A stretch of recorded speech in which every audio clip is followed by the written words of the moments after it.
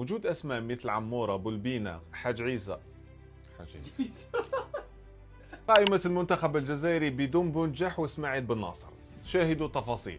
تتداول الأوساط الرياضية والكواليس الإعلامية تسريبات شبه مؤكدة حول القائمة النهائية التي استقر عليها مدرب المنتخب الجزائري لخوض غمار نهائية كأس العالم. القائمة شهدت ثورة تجديد حقيقية وضخ دماء شابة في مختلف الخطوط، وجاءت الأسماء المسربة كالتالي: حراسة المرمى نجد زيدان، ماستيل وبن بوط. خط الدفاع دورفال، بلغالي، عبادة، حجام، ايت نوري، شرقي، بالعيد، ماندي وبن سبعيني. وسط الميدان بن طالب، تيطراوي، زروقي، بوداوي شيبي، عوار ومازا. خط الهجوم محرز، حج موسى، بولبينا، عمورة، وكذلك غويري، بن بوعلي وغجيميس. كامل احترامنا لخيارات المدرب الوطني للمنتخب الجزائري، لكن وفي حال تأكد صحة التسريبات المقدمة فإنها تحمل في طياتها الكثير من الجرأة والرهان على المستقبل. ولكن من منظور فني تكتيكي كنا نتمنى بشدة حضور ثنائي الخبرة إسماعيل بن ناصر وبغداد بونجاح ضمن التعداد المونديالي. لماذا؟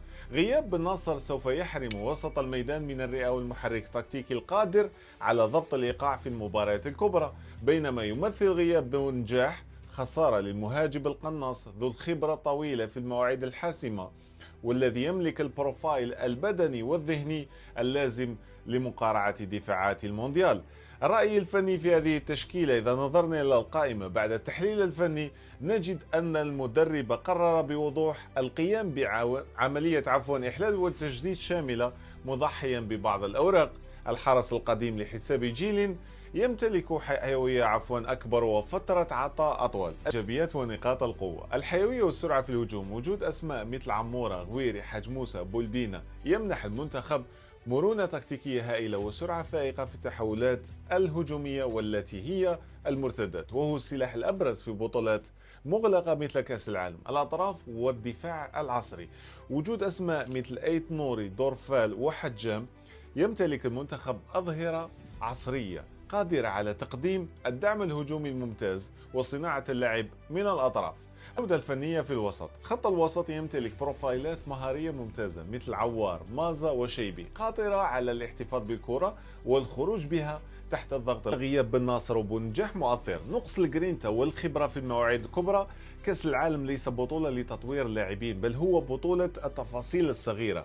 غياب بن ناصر سوف يترك فجوة قوية جدا في عملية الارتداد الدفاعي وقطع الكرات، والاعتماد على الزروقي وبن طالب وحدهما قد يسبب بطئا في تحضيرات أمام منتخبات سريعة. غياب مهاجم محطة مثل بنجاح، لأن التشكيلة الحالية مليئة بالمهاجمين المتحركين مثل عمورة وغويري، لكنها تفتقد لمهاجم كلاسيكي صندوق الذي يستطيع أن يجلب معه مدافعين مثلا، وهو الدور الذي كان يتقنه وبشدة بغداد بونجاح، خصوصا في الدقائق المعقدة التي تحتاج إلى كرات عرضية وصراعات بدنية شرسة.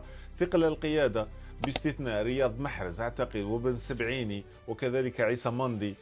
القائمة تفتقر إلى القادة داخل الملعب، وكثرة الأسماء الشابة ربما تؤدي إلى تذبذب في التركيز تحت الضغط الجماهيري والإعلامي للمونديال. الخلاصة بشكل عام: القائمة هي قائمة مستقبلية وبامتياز تعكس رغبة المدرب في بناء هوية جديدة وسريعة للمنتخب، ولكن تظل مخاطرها كبرى في بطولة لا ترحم الأخطاء مثل كأس العالم، حيث تصنع الخبرة والفرديات الفارق دائما. سؤالنا لهذه الحلقة: هل تعتقدون بأن قرار غياب أو إخراج بنجاح وكذلك بن ناصر من القائمة هو قرار صحيح أم هو مخاطرة كبيرة؟ ننتظر تعليقاتكم على اليوتيوب وكذلك انستغرام وتيك توك. يلا سلام.